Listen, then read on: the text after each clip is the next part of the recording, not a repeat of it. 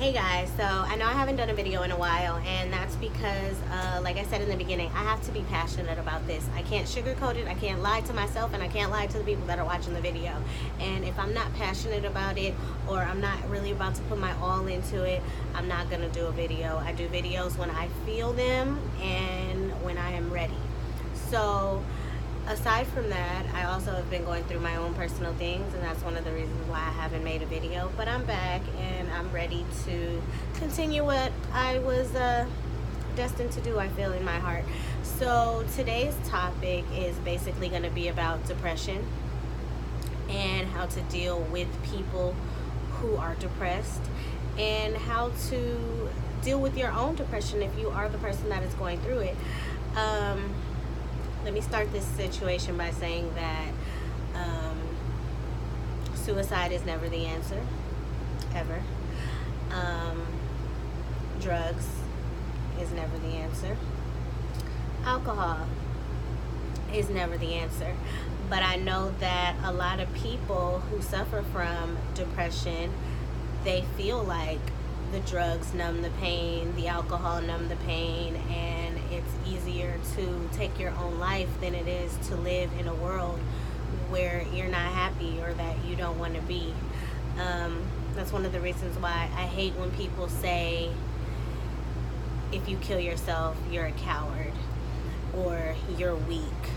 I think that's one of the most ignorant things that you can say to a person that has chosen to kill themselves, basically because you do not live their life, you do not understand their life, you don't know what this person faces every single day when they go home. Of course, when you're out in the public eye, you're going to put on this persona and make everyone think that everything is bubbles and cream, and when you go home, it is a different life.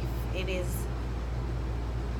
exactly what you hate going home to. There's 7-year-olds who have committed suicide. There are 10-year-olds who have committed suicide, as well as adults who have committed suicide. So you mean to tell me that you're going to say a 7-year-old is a coward because they killed themselves? They're 7. They did what they felt they needed to do to no longer feel that pain that they were feeling. And it could be the parents, it could be their friends. It's a number of reasons why people feel depressed and alone and want to take their own lives. And unless you actually get down to the bottom of why this is happening or what's going on, you have no right or no place to say that a person who kills himself is a coward. With the drugs, it just is a numbing situation. They get high, they get drunk, and they forget that they even feel this pain. They forget that they even feel this depression. They forget that they even feel alone. They can be in a room full of people, or they can be in a room by themselves. But once they're high or drugged up or numb from the alcohol, they no longer feel what they felt.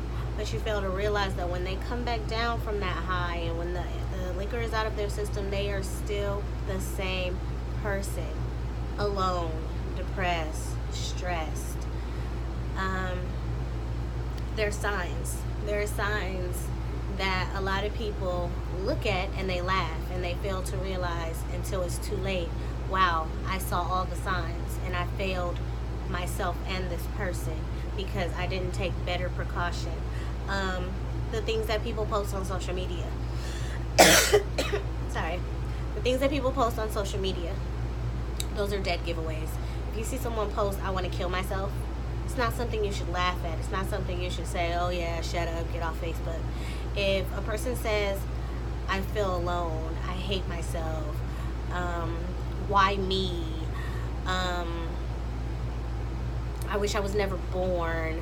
All those kind of things or statements or posts that you might see on a person's social media are pretty much dead giveaways that they are not happy in whatever the situation might be that they're in. And a lot of the times you have to monitor those type of posts because they come frequently. It's like, I hate my life, I did it, I da da da da da da.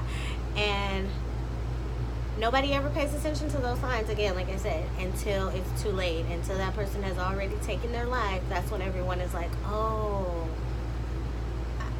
wow, it was so obvious. And it's like the whole time it was obvious. For kids, you have kids who go to their parents' house.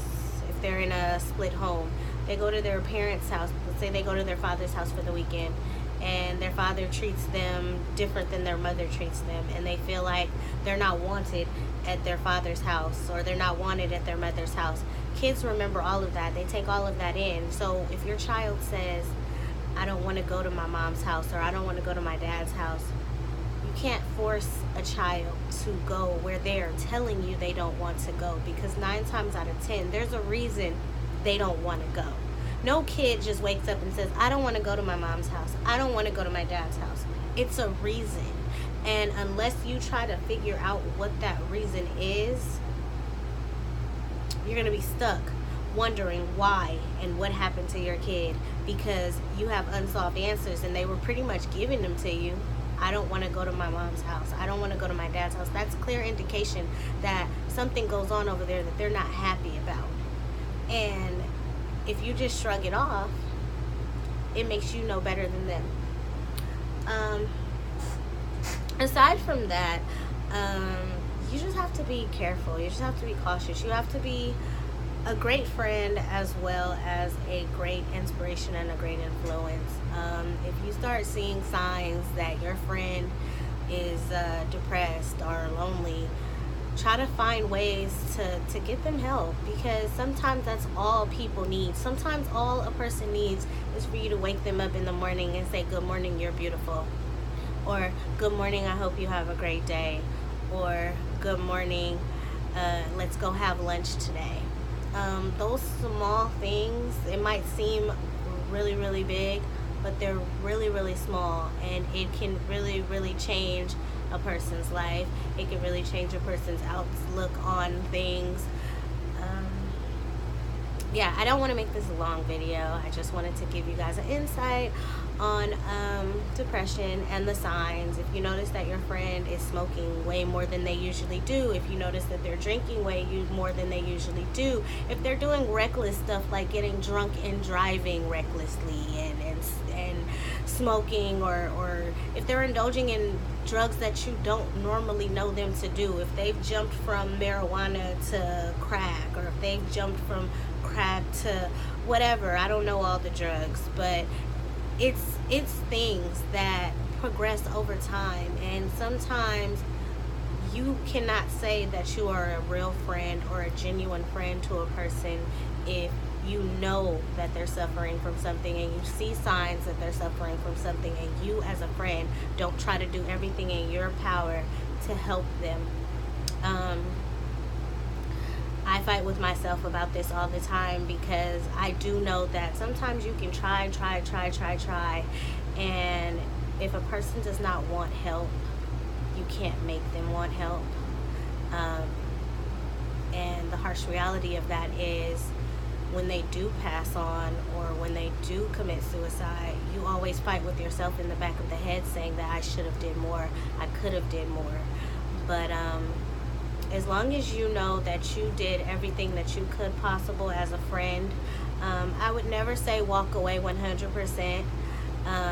Like I said, sometimes we try to help people and they just do not want to be helped, and that is not our problem, that's out of our control.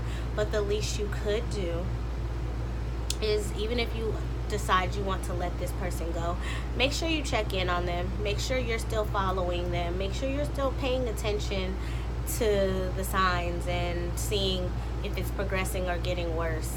And again, if you see that it's getting worse, try to reach out, try to make it work, try to just genuinely be a good friend.